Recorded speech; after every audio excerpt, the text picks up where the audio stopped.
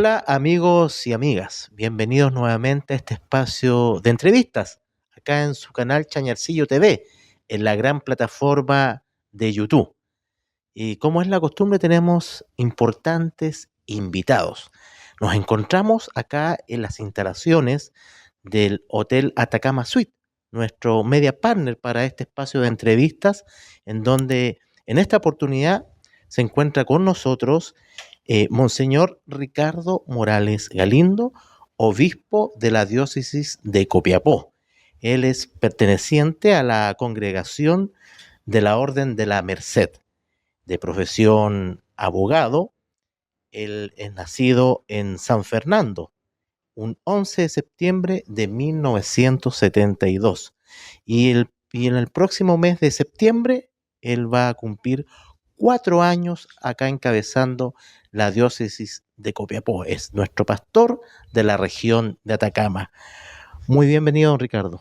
Gracias, Héctor, por la invitación, también al diario Chañarcillo, la oportunidad que me da de poder compartir y conversar temas de interés que puedan ayudar a esa reflexión, a ese discernimiento que todos nosotros como ciudadanos necesitamos y requerimos frente a la realidad que nuestro país y la sociedad va teniendo. Así que agradezco la invitación y la oportunidad también que nos dan de compartir con todos los hermanos y hermanas que hoy día nos están viendo y escuchando. Y también saludamos a nuestro patrocinador, al Foro Regional de Desarrollo Regional, FOREDE 2024 a cargo de Corproa. Bueno, ahora entrando en la entrevista, don Ricardo, como muy bien usted decía, vamos a abordar temas valóricos, la opinión de la Iglesia frente a temas contingentes de nuestra sociedad y también la labor pastoral que se está realizando acá en la región de Atacama. Vamos con la primera. Dice, ¿cuál es la posición de la Iglesia Católica respecto a la eutanasia y por qué? Bueno, en primer lugar, hay que tener presente que tanto el tema de la eutanasia como el tema del aborto han sido temas que han surgido en los últimos meses respecto a ciertas iniciativas legales que se pretende presentar en el Congreso Nacional para precisamente abordar estas temáticas como el aborto y la eutanasia. Y la postura de la Iglesia va a ser siempre una postura que respete y salvaguarde la vida humana. Y en esa perspectiva, toda legislación, toda ley, toda norma que vaya en contra de la vida humana y que atente, que ponga en peligro la vida humana, va a ser siempre por parte de la Iglesia señalada como contraria a lo que nos hace humanos en el fondo. Aquí no solo entran situaciones que tienen que ver con la fe. Muchas veces se dice, está bien la postura que tenga la Iglesia porque es un tema de fe, pero no puede venir a decirnos algo respecto a lo que es propio de un régimen democrático. Y ahí creo que hay una distinción que es preciso hacer. La postura de la Iglesia, que siempre es pro vida, es una postura que no solo tiene un fundamento religioso, sino que tiene un fundamento desde la misma naturaleza humana, porque cuando decimos proteger la vida, optar por la vida, defender la vida, estamos queriendo decir optamos por el ser humano, queremos el ser humano y queremos siempre resguardar lo que nos hace más humanos.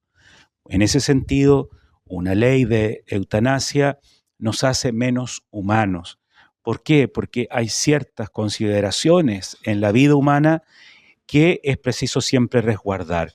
Por ejemplo, que siempre tengamos en vista la protección de los más débiles, de los más vulnerables y de aquellos que están más afectos a una política estatal que los puede, en una perspectiva, poner en una minusvaloración o en una menor consideración. Por ejemplo, una persona anciana, una persona enferma, puede una ley considerarla que tiene menos valor o no es digna de consideración como puede ser otra persona. O sea, toda legislación, toda norma que vaya en contra de lo que es el ser humano, en contra de lo que es la humanidad, la Iglesia se va a pronunciar. No por una cuestión puramente de fe o de creencia, sino también, como digo, por una situación que afecta al ser humano como tal. Y la Iglesia, en los 2000 años de existencia, algo puede decir con relación al tema de la humanidad. ¿Ah? ¿De qué estamos hablando cuando decimos ser humano y humanidad? Monseñor, ¿cómo se equilibra entonces el respeto por la autonomía del paciente con la enseñanza católica sobre el valor inviolable de la vida? Yo creo que ese es un tema que sin duda nos puede dar para discutir mucho, porque evidentemente hoy día la sociedad democrática mundial en su mayoría respeta la autonomía de las personas, ¿cierto? Ya lo sabemos filosóficamente, Kant lo vino a decir con una claridad meridiana, cómo respetar la autonomía humana, cómo considerar esa autonomía humana. Pero también es cierto, esa autonomía tiene un límite. ¿Por qué? Porque lo conocemos en el día a día. Yo no puedo salir a la calle y disparar en aras de esa autonomía contra una persona inocente. ¿Ah? No puedo actuar en el ejercicio de esa autonomía, por ejemplo, pasando a llevar un semáforo en rojo. ¿Ah? O sea, tengo que respetar ¿ah? En el ejercicio de mi autonomía los derechos de los demás. Ese es como el límite del ejercicio de la libertad, se plantea también filosóficamente hablando. Bueno, la Iglesia, al decir la persona humana tiene una dignidad inviolable, esa dignidad inviolable tiene que ser respetada en el ejercicio de la autonomía. Y la persona que en algún momento, en el ejercicio de esa autonomía, quiere optar por un suicidio asistido, por ejemplo, o por la eutanasia, es preciso decir que esa decisión va a atentar contra un valor básico de la vida humana, que es el cuidado y la protección de la persona que está viviendo una situación de enfermedad o de dolor. La Iglesia, en el planteamiento que hace respecto a la eutanasia, no es que esté a favor de que la gente sufra, muy por el contrario.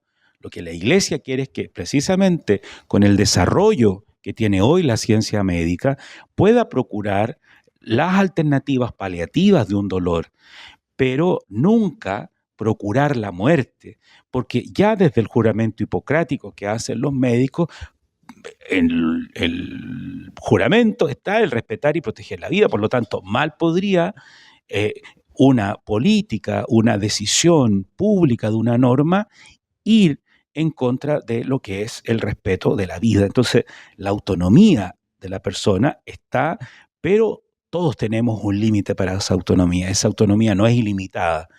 Y en el caso de la eutanasia, precisamente está en que el ejercicio de esa autonomía no implique, por ejemplo, un suicidio asistido o que se me procure un medicamento para procurarme la muerte porque no quiero seguir sufriendo. ¿Ah?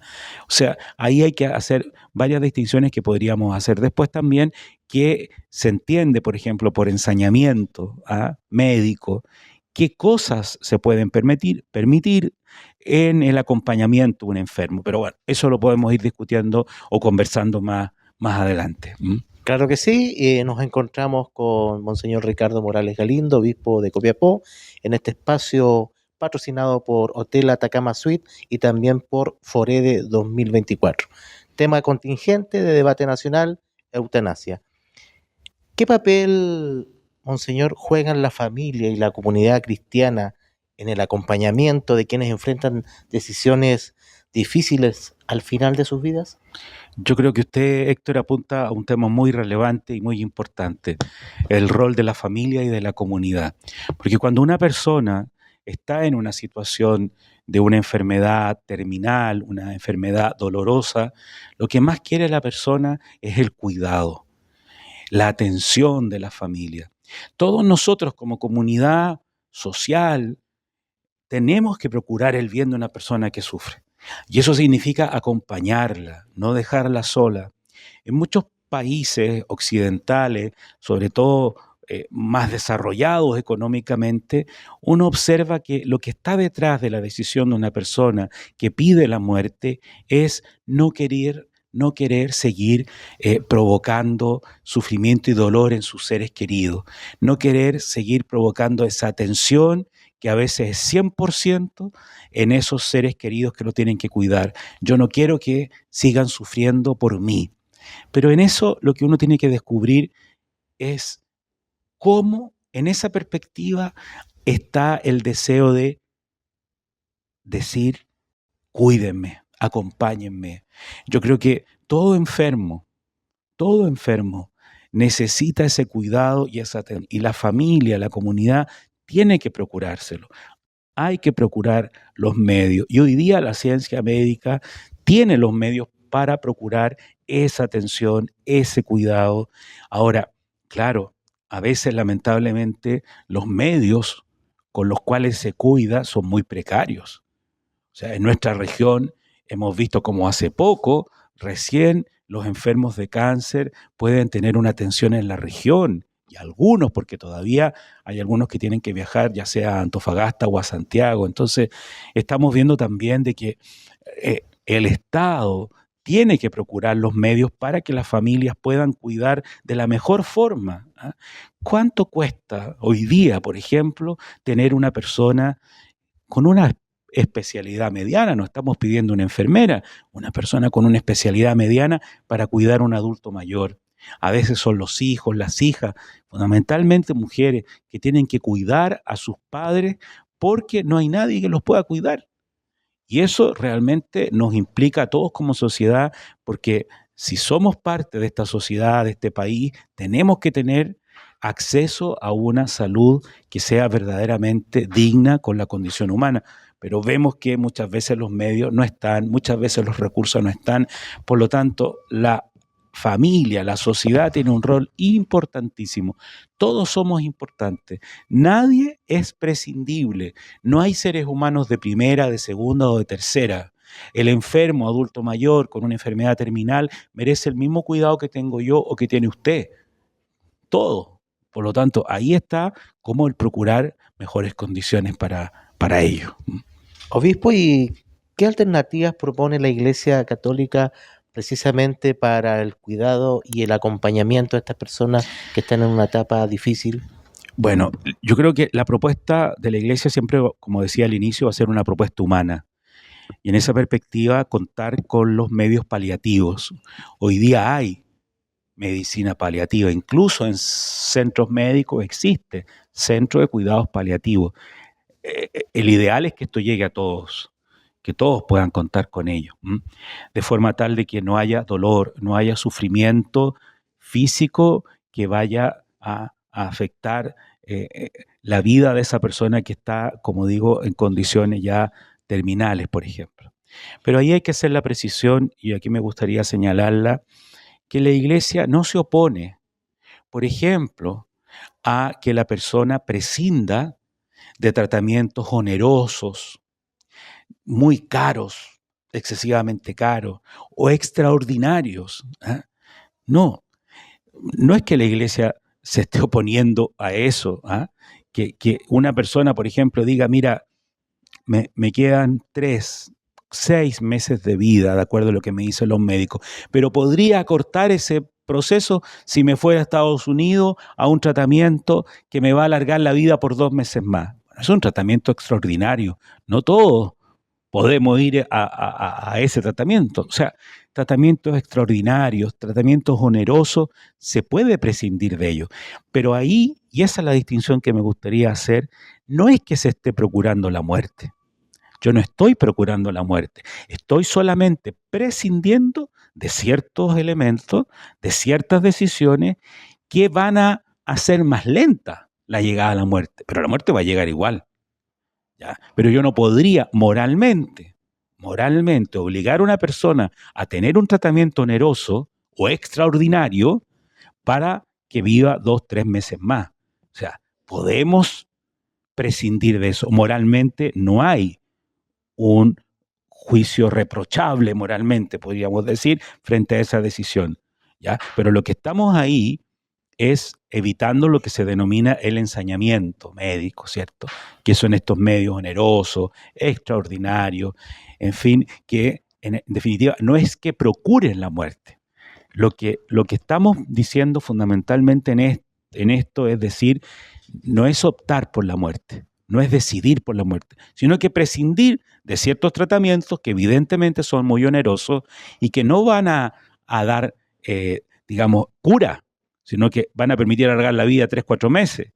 Pero bueno, frente a eso, la Iglesia, como digo, moralmente no hace reproche. ¿Ah?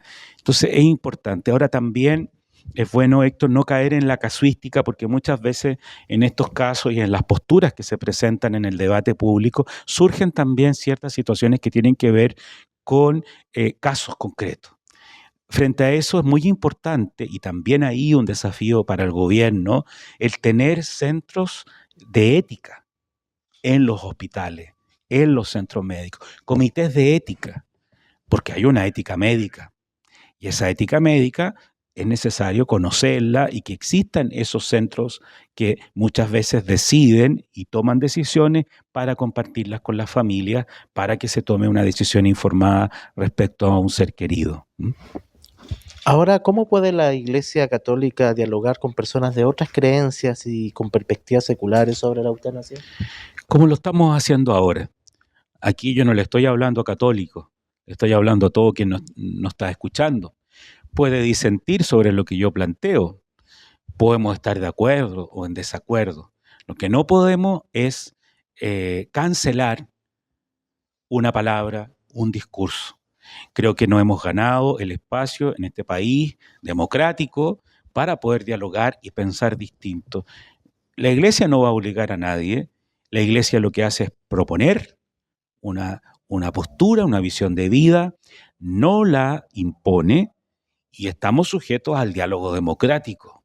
O sea, eso y estos temas tan delicados que tienen que ver con la vida y el cuidado del ser humano se discuten en los ambientes donde se discute, ¿ah? Que es este espacio y finalmente en las leyes. Pero la labor de la Iglesia siempre va a ser iluminar, acompañar, sugerir, nunca imponer, porque este no es un Estado teocrático, es un Estado democrático. Por lo tanto, en la democracia, mi postura, la suya, Héctor, la de los televidentes y auditores que nos escuchan, es tan válida. Mi opinión no es más válida que otra. ¿Ah? Todos hablamos desde nuestra cultura, desde nuestra conciencia, que finalmente es la última que nos tiene que llevar a tomar una decisión. ¿Ah? En ese sentido, la objeción de conciencia es tan importante. ¿Ah? Que una persona, un médico, por ejemplo, pueda, por objeción de conciencia, negarse a realizar un procedimiento médico que va contra su conciencia, yo creo que siempre es necesario asegurarlo y cuidarlo.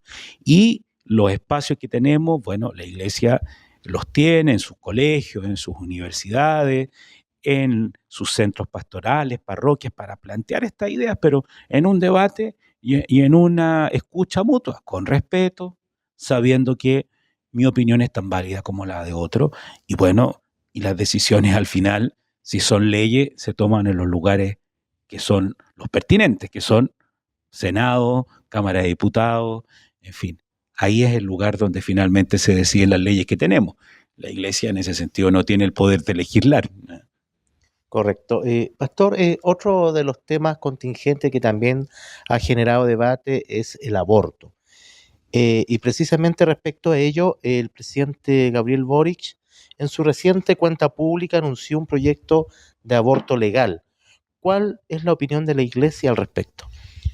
Bueno, yo creo que volvemos a un tema recurrente en torno a lo que tiene que ver con la vida humana, que es el tema del aborto. Ya tenemos en Chile una ley de aborto que se denominó de las 3 causales. Bueno, ese proyecto de ley, que ya ahora es ley, vemos que en definitiva vulnera la vida humana del no nacido, del ser humano que está en el vientre de su madre. La ley de aborto actual. O sea, hoy día tenemos una ley que permite eliminar a seres humanos en el vientre de sus madres. Esa es la postura que manifestamos y lo hemos dicho siempre. Pero ahora se quiere regular esto en un aborto prácticamente libre, porque se quiere determinar, por lo que he entendido, una legislación que opte por el aborto hasta las 14 semanas. Frente a esto, bueno, la postura de la Iglesia es clara, un sí a la vida siempre, sobre todo la vida que no se puede defender, porque lo que hay en el vientre de una madre es vida humana, no es vida vegetal, no es vida animal, es vida humana, vida humana. Las células de ese embrión son células propias y características de un ser humano distinto a su padre y a su madre, tanto así que el código genético de ese embrión es totalmente distinto al del padre y al de la madre. Y por otra parte, también cada una de esas células tiene una potencialidad de convertirse en corazón, de convertirse en cerebro. No se va a convertir en el corazón de un perro ni de un gato, se va a convertir en el corazón, en el pulmón de un ser humano. O sea, ahí hay vida humana y vida humana que no se puede defender. O sea, estamos hablando de una vulneración total a lo que significa la dignidad humana. ¿Por qué? Porque ahí estamos hablando de una vida que es indefensa, que no se puede defender. ¿Ah? Y como digo, las características genéticas, el ADN de ese ser humano es totalmente distinto al del padre o de la madre. Porque muchas veces aquí también lo que se argumenta es, bueno, la madre puede disponer de su cuerpo. Sí, yo puedo disponer de mi mano, disponer de mi pie, pero de un ser humano distinto a mí, que distinto a mí, eso es la muerte. O sea, eso es vulnerar el principio más básico del derecho a la vida. Entonces, procurar hoy día un debate sobre lo que significa un aborto libre, creo que es una situación que nos empobrece como país, nos empobrece como sociedad, porque tal como ha dicho el Papa Francisco, hoy día vivimos una cultura del descarte. Y el descarte significa el que no te sirve o el que te molesta, lo eliminas.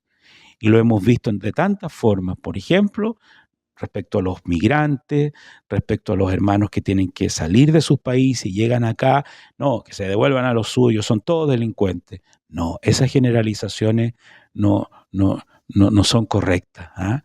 No son correctas. Toda persona tiene derecho, tiene dignidad. Y una persona que no se puede defender, un ser humano que no se puede defender, evidentemente tiene que tener de nuestra parte toda la protección. Podíamos entrar en los conceptos jurídicos, en los conceptos morales, porque claro, alguna persona dice, oye, pero no es ser humano porque el ser humano tiene capacidad de pensamiento y el cerebro no se desarrolla sino después de tantas semanas. Depende de la madre. Bueno, y ahí sale el concepto del nacituros, ¿cierto? Bueno, más allá del concepto que demos, ahí hay un ser humano. Y hay un ser humano que es distinto a usted, a mí, a todos los que estamos acá, y esa dignidad tiene que respetarse siempre. Por lo tanto, vamos a afirmar esto, lo vamos a decir donde tengamos que decirlo, sujeto a este debate democrático que vivimos, ¿cierto? Y la conciencia, nuevamente volvemos a ella, hay que respetarla, hay que cuidarla y por lo mismo formarla. ¿Ah? Y todo católico tiene el deber de formarse en su conciencia y de leer el magisterio, que es la palabra que los diversos pontífices, concilios han venido diciendo en torno al tema de la vida. O sea, un católico, un cristiano, más todavía si es político o tiene responsabilidades públicas, tiene que formarse en el magisterio, tiene que formarse en lo que la Iglesia dice, porque acá muchas veces se cae en hierros, en equivocaciones, que lo que más provocan es una confusión enorme sobre temas y conceptos. Prelado, en Chile en los últimos años ha ido en aumento la vasectomía. A su juicio, ¿cómo influye este procedimiento en la formación de nuevos núcleos familiares y en la decisión de la paternidad? Bueno, ahí entramos a otro tema que es la paternidad responsable. ¿Eh? Y como decía en un momento, la conciencia hay que formarla, hay que prepararla y hay que tenerla siempre con el conocimiento de lo que la Iglesia plantea. Frente a la paternidad responsable, la Iglesia siempre va a optar nuevamente por la vida. Esto es decir, cualquier vida humana tenemos que protegerla y procurarla y el fin de una familia, el fin de un matrimonio es tener hijos. Y no es legítimo, desde la perspectiva nuestra, iglesia, desde la moral cristiana, no es legítimo ocupar medios que no sean los medios naturales para el control de la natalidad. Y frente a eso, claro, evidentemente tenemos que decir el principio, que es sí a la vida, no a los medios artificiales del control de la natalidad, sí a los medios naturales que la misma iglesia propone y enseña, pero cada caso y cada situación, ¿cierto?, se juzga y se analiza en su mérito. Decimos el principio general y el principio que tiene valor absoluto, que siempre optar por medios que digan sí a la vida, no por medios que finalmente terminen siendo contrarios a abrirse a la vida. El matrimonio cristiano, el matrimonio católico, es un matrimonio abierto a la vida. Y vemos qué pasa hoy día con esto. Por ejemplo, la tasa de natalidad en Chile está en un número como de 1,2 hijo por mujer, cuando lo que permite que el país crezca y el país tenga posibilidad futura de preocuparse por sus adultos mayores es una tasa de 2 hijos por familia. Y hoy día las familias están postergando mucho la natalidad y generalmente un niño. ¿Cuándo lo tienen? Entonces, realmente eso es complejo. Y por lo mismo, la iglesia se pone en la postura de sí a la vida, sí a los hijos que el Señor nos quiera dar, siempre abierto a esta hermosa realidad que es la vida humana, que es la vida de un niño. Muchas veces vemos que se opta por tener, me van a disculpar los que lo tengan, una mascota en vez de un hijo. Una mascota da cuidado, pero un hijo da una felicidad y una plenitud a un matrimonio, a una familia, a una sociedad. Una sociedad sin niños va muriendo de a poco, va muriendo de a poco. Y yo creo que ahí tenemos que estarnos abriendo siempre a la vida. Cambiando de tema, don Ricardo, la iglesia, como muchas otras instituciones, también ha enfrentado momentos difíciles. La consulta es cómo la Iglesia Católica ha ido cicatrizando las profundas heridas que han dejado los recientes casos de abusos sexuales en los que han estado involucrados miembros de la Iglesia.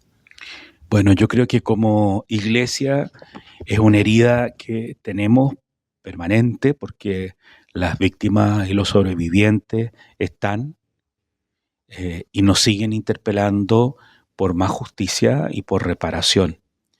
Y creo que frente a eso jamás vamos a poder decir damos vuelta a la página a esta realidad. La hemos asumido con sus luces y sus sombras, evidentemente, pero estamos en un trabajo consciente y permanente para procurar, primero, evitar que vuelvan a repetirse esas situaciones y por otra parte también de buscar los medios para hacer justicia donde corresponda. Y eso creo que ha sido un empeño permanente y un reconocimiento también permanente. Ahora, nunca será suficiente el perdón, nunca será suficiente el tener normativa, el tener protocolo, nunca será suficiente, porque si se realizó un daño a una persona, a una comunidad, esa herida queda para siempre, queda para siempre. Pero como iglesia creo que fundamentalmente en Chile hemos podido avanzar en protocolos, hemos podido avanzar en documentos que quieren prevenir y por otra parte hacer justicia. Y eso significa reparar el daño que se causó. ¿Qué es difícil? Evidentemente es difícil. O sea, la reparación solo es un proceso que lo vive la propia víctima, el propio sobreviviente. Y a lo mejor podríamos decir, nunca se puede reparar totalmente, solo en parte. Pero creo con sinceridad que como iglesia hemos hecho los avances, hemos tenido la normativa interna, la formación también. Siempre es poca.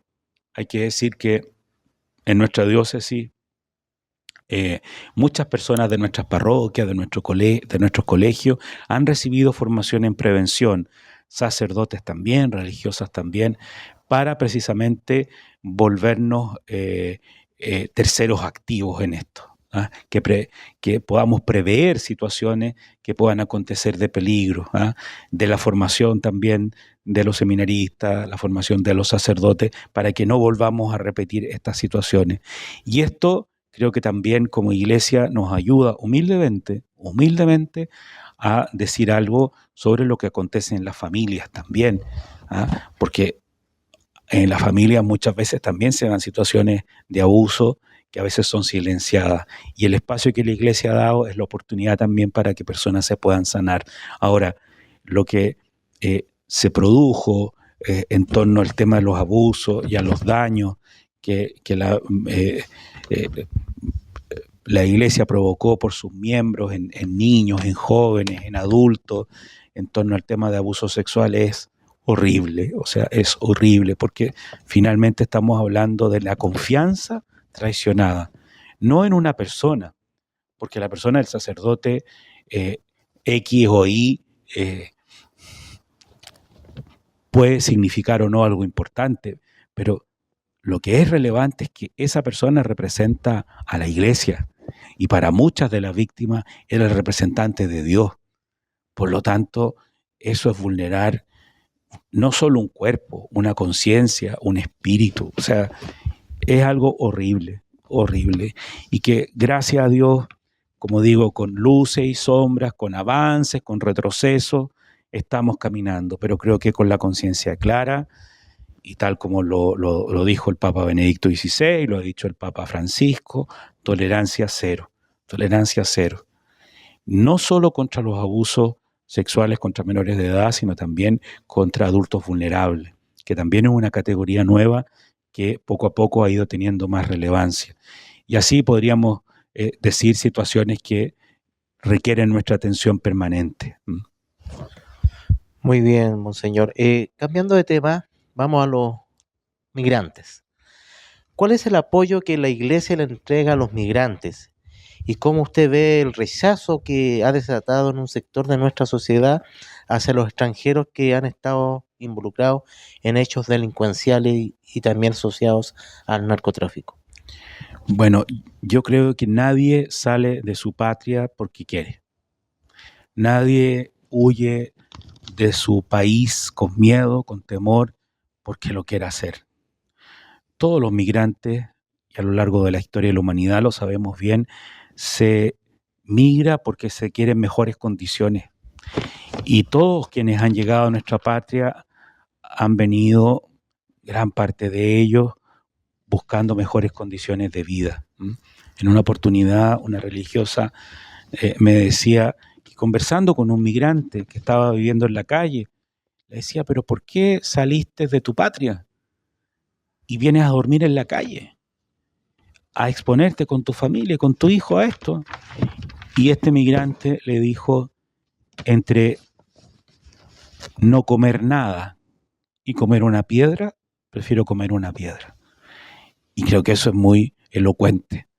O sea, entre morir de hambre y estar con condiciones mínimas y muy precarias, se prefiere vivir condiciones mínimas y precarias. Aquí nosotros en la región tenemos varios campamentos donde en su mayoría son migrantes que viven en condiciones indignas. Bueno, frente a eso hay que procurar mejores condiciones. Ahora bien, somos conscientes que un país, en específico Venezuela, vive una situación democrática bastante compleja, que algunos manifestamos que de democracia tiene bastante poco, digamos. Y frente a eso, claro, hay personas que huyen porque están viviendo una situación de dictadura, como se vivió en Chile, que muchos chilenos fueron incluso a Venezuela huyendo. Bueno, frente a eso hay que decir que tenemos que acoger con un corazón grande como a nosotros nos acogieron cuando salimos fuera. Pero hay que decir que cuando llegan migrantes, por ejemplo, de Venezuela, muchas veces no vienen con papeles ni con documentos. Entonces también ahí ha entrado muchas personas que nunca debieron entrar y que se aprovechan de las condiciones que el país da para entrar. Y es así, como usted señala, que han entrado bandas criminales, ¿ah? Que el gobierno y la policía se han esforzado en poder controlar y poder eh, eh, limitar su acción y llevar a la cárcel a los responsables. Pero siempre los esfuerzos van a ser pocos y yo creo que ahí hay que hacer un esfuerzo grande en procurar que se logre conseguir apresar a esas personas que pueden venir de fuera, pero son delincuentes como puede ser un delincuente chileno también, digamos. O sea, no es que cometan delitos solo extranjeros, también cometen delitos chilenos. Por lo tanto, yo diría que no hay que generalizar, no todos los migrantes cometen delitos, la mayoría de los migrantes son personas honestas y que buscan un trabajo honesto y quieren progresar con mucho esfuerzo, con mucho esfuerzo. Y no por unos pocos delincuentes que entran aprovechándose de las condiciones que el país tiene, vamos a generalizar y vamos a decir todos son migrantes. No es así. Y otro punto importante también que es importante decir, mucha mano de obra que Chile no tiene, la puede lograr tener gracias a los migrantes. Y aquí en la región lo vemos. En los parronales, por ejemplo, muchos extranjeros. En la zona centro del país, para trabajos agrícolas, se necesitan migrantes. Entonces, decir que hay que tener una buena ley de migración, porque lamentablemente la ley que tenemos hoy día no es una buena ley. Uno se relaciona como migrante con un computador, donde pueden pasar meses sin que haya respuesta. Por lo tanto, eso no facilita. O sea, regulemos, dispongamos normativa, pero que sea verdaderamente normativa que ayude, normativa que permita una regularización rápida. Y claro, desde Venezuela, lamentablemente, no nos llegan los documentos, no nos llegan los papeles. Entonces, hoy día estamos viendo situaciones muy tristes. Familias, por ejemplo, que envían a sus hijos a cargo de personas que no son familiares y han entrado niños al país a cargo de adultos que no son sus familiares y que cuando llegan a la frontera dicen, soy el papá, soy la mamá, cuando no es así. ¿Y cómo verificamos eso? ¿Cómo verificamos que efectivamente no hay pasaporte, no hay documento, no hay papel de antecedentes? Con países hermanos como Colombia, Venezuela, Ecuador, que llegan hermanos, Bolivia, que llegan hermanos migrantes, tenemos el acceso a documentos de antecedentes. Pero con los hermanos venezolanos está la crisis del gobierno, no lo digo yo, lo dicen analistas internacionales, aquí no estoy haciendo un juicio político, lo dicen los expertos internacionales, no hay manera de acceder a esos documentos. Y claro, y frente a eso tenemos que optar por la buena fe de lo que nos dicen. ¿Ah? Y yo creo que ahí hay una labor importante que pueden hacer las autoridades, las policías, para tratar de regularizar eso. Y quien cometa un delito, claro, que vuelva a su patria, digamos, porque, claro, quien comete un delito está evidentemente mostrando que no está con una buena intención en el corazón. Todos tenemos derecho a redimirnos, todos tenemos derecho a cambiar, pero cuando una persona ha venido nada más que a cometer delito, yo creo que como país, como sociedad, podemos decir, ¿sabes qué? Lo mejor es que si quieres seguir en esta actitud delictual, vuelvas a tu país. Ahora, eso significa con un trato digno, con un trato respetuoso, guardando todos los derechos y garantías que la Constitución y las leyes establecen. O sea, yo creo que eso hoy día, en la medida que se aplique, esas normas están y yo creo que las podemos tener como antecedente y presente. Y la labor de la Iglesia, y termino con esto para no alargarme, en nuestra diócesis es muy hermosa porque en los diversos lugares donde estamos, atendemos jurídicamente a migrantes, permitimos la regularización legal de ellos, los atendemos con alimentos, los atendemos con residencia, o sea, estamos preocupándonos de los hermanos que pasan situaciones difíciles. Muchas veces familias enteras que vienen con niños, con pequeñitos, y claro, hoy día con lo que vivimos de precariedad ambiental por circunstancias del tiempo, o sea, estar con niños bajo el frío es muy, muy, muy desagradable. Entonces, la iglesia ahí está ayudando en casas de acogida, alimentación, visita. Hay un trabajo hermoso, lo coloco como ejemplo, que se realiza acá en la toma en Andacollo, hacia arriba, que realizan las hermanas, las hijas de la Caridad, San Vicente de Paúl. Visitan los migrantes, están con ellos, los acompañan. O sea, hay una labor social muy grande. Como vuelvo al inicio, la iglesia opta por la vida, la iglesia cuida la vida de todos, sin adjetivo, de todos. Agradecemos este espacio de entrevistas patrocinado por Hotel Atacama Suite y también por el Foro Regional de Desarrollo FOREDE 2024 a cargo de Corproa. Nos encontramos con el pastor de la región de Atacama, Monseñor Ricardo Morales Galindo, obispo de la diócesis de Copiapó. Ya vamos llegando casi al final de la entrevista y no podemos dejar de preguntar otro tema que también es de interés público, es de interés de la comunidad y también de la iglesia. La pobreza siempre ha sido un tema de preocupación y de inquietud de nuestra iglesia católica. ¿Considera que los gobiernos han hecho lo suficiente para ir erradicándola? Yo creo que sí, yo creo que han hecho lo que ha estado en sus manos hacer.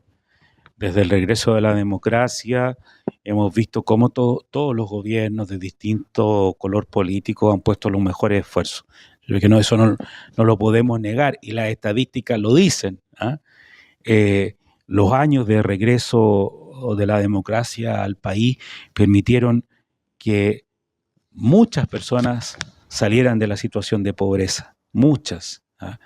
Y yo creo que ahí hoy día, con una mirada más reposada después de la crisis social que se vivió en Chile en el 2019 con el estallido social, hemos podido darnos cuenta, creo la gran mayoría, que en verdad Chile ha progresado enormemente en muchos indicadores sociales, muchísimos.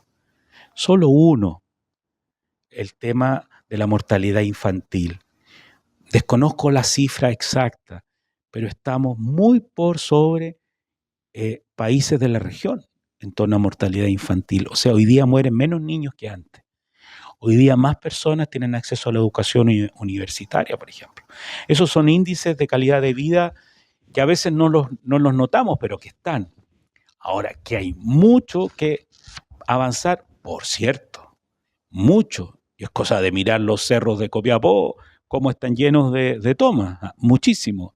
Y ahí no hay agua potable, no hay alcantarillado, no hay energía eléctrica, o sea, son condiciones muy, muy precarias. Se ha avanzado, evidente, yo creo que todos los, digamos, partidos políticos que han gobernado el país, que gobiernan, hacen los esfuerzos. Yo creo que todos los presidentes y presidentas que hemos tenido han hecho un esfuerzo realmente importante. Yo creo que como señalaba recién, desde el regreso a la democracia, Chile ha crecido enormemente. O sea, que para nosotros hoy día es algo tan común. Abrimos la llave, podemos tomar el agua, lavarnos los dientes. En otros lugares el agua no es potable. Países de Latinoamérica el agua no es potable. O sea, si tú te lavas los dientes con agua, te puedes agarrar una infección intestinal grave. Y estamos hablando de países hermanos. Sin embargo, acá tenemos estas condiciones. Ahora, hay hermanos en las tomas que no tienen agua. Tenemos que avanzar, tenemos que mejorar, tenemos que procurar, por ejemplo, viviendas dignas para la familia, que la educación mejore. Atacama lo hemos vivido, este año, cómo sufrió la crisis en educación, cómo ahí nos dimos cuenta de que habían cosas que no se habían hecho y que había que hacer. Yo no dudo y felicito a quienes tienen hoy día la responsabilidad de llevar adelante estas políticas públicas, porque realmente si están ahí es por vocación, no es para ganar dinero, sino es por vocación, tratando de sacar adelante los desafíos que tienen, pero son muchísimos. O sea, preguntémonos hoy día cuáles son los índices que tiene la región de Atacama en torno al CIMSE, por ejemplo. ¿Cómo estamos? O sea, no es para que nos enorgullezcamos. Y ahí, evidentemente, hay un progreso que hay que hacer. Hay un progreso. ¿Cuántas familias hoy día tienen acceso a salud de calidad? Pedir una hora en el hospital significa esperar ¿cuánto? ¿Un mes? ¿2 meses? ¿3 meses? No hay especialistas. Se han hecho esfuerzos, los políticos lo han hecho, somos conscientes de eso, de tener una escuela de medicina acá en la región. Se han hecho esfuerzos, evidente, pero hay que seguir avanzando. Piense usted, y con esto termino la pregunta, Atacama, la región de Atacama, tiene el PIB más alto del país. El Producto Interno Bruto más alto del país, Atacama. O sea, si dividiéramos todo lo que Atacama produce en recursos por los habitantes que estamos acá, cada uno de nosotros recibe, en este cálculo matemático, recibe mucho más que cualquier otro habitante de Chile. Salgamos afuera, veamos nuestra ciudad, veamos las tomas, veamos las condiciones en que muchos hermanos y hermanas están. ¿Se nota ese Producto Interno Bruto, producto per cápita, a partir del Producto Interno Bruto? ¿Se nota eso? Evidente que no. Entonces hay mucho que avanzar, y yo espero que con leyes como la del royalty minero, por ejemplo, que va a ir directamente en beneficio de las comunidades locales, pueda realmente mejorar y podamos tener mejores condiciones de vida para las personas, que tengamos medio ambiente libre de contaminación, que procuremos el bienestar de las familias. Yo espero sinceramente eso. Monseñor, queremos agradecer su participación en esta entrevista. Sin antes pueda usted entregar un mensaje, una reflexión a toda nuestra comunidad de Atacama, a todos los fieles de Atacama. Bueno, en primer lugar, dar las gracias al diario Chañarcillo, a quienes auspician también este espacio, a usted, Héctor, por sus preguntas, por dar también esta posibilidad de poder hablar, de compartir, abierto al debate, abierto al diálogo. Yo creo que eso siempre ayuda. Y bueno, decir que todos nos comprometamos, más allá de lo que creamos o en quién creamos, en nuestra fe nos comprometamos por aliviar los dolores y los sufrimientos de la gente que está alrededor nuestro. Todo lo que podamos hacer por aliviar un dolor, por enjugar una lágrima, por consolar, hagámoslo. Nos hace más humanos. Y eso no pasa por la experiencia de fe, pasa por la experiencia humana. En la medida en que yo me encuentro con otro y el otro para mí es importante, y no lo tipifico como delincuente, como extranjero, como mujer, hombre, no. Ser humano, hijo de Dios, hermano mío. Cuando yo a la otra persona la valoro en esa perspectiva, como un otro igual a mí, creo que podemos hacer mucho para hacer de este país un mejor país, una mejor sociedad. Y si la fe la tenemos en el corazón y creemos en un Dios, con mayor razón, el ser católico, el ser cristiano tiene que notarse en la vida, tiene que notarse en los hechos, tiene que notarse en lo que hagamos. No tanto en los discursos y en las palabras, sino que en los hechos y en lo concreto. Y en ese sentido, aprovecho de dar las gracias a todos los hermanos católicos cristianos que nos escuchan y que nos ven por el trabajo hermoso que hacen en tantas obras de bien en nuestra iglesia. Colegios, atendemos a personas con dependencia a droga, atendemos a migrantes. Y ahí hay gente. Hay gente cristiana, católica, que está convencida de lo que está haciendo. Gracias por ese esfuerzo y ese trabajo.